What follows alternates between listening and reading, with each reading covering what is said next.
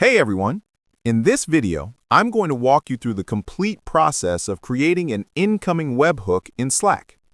If you want to automatically send messages from external services into your Slack channel, then this tutorial is perfect for you. Let's get started. First, open your preferred web browser and go to the Slack API page. This is the main dashboard where you can create and manage your Slack apps, including incoming webhooks. Once you're on the page, click on Create App and choose Start from Scratch.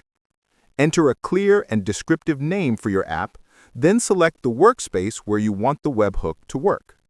After selecting your workspace, click Create App to set up the foundation for your integration. Once your app is created, look at the menu on the left side and click Incoming Webhooks.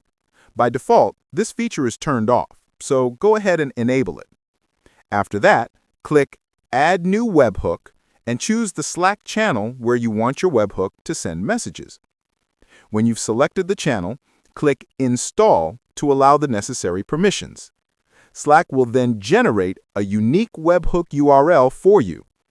This URL is what external services will use to send messages to your selected Slack channel. You can also test it by sending a simple post request with a JSON payload that includes a text message. And that's it.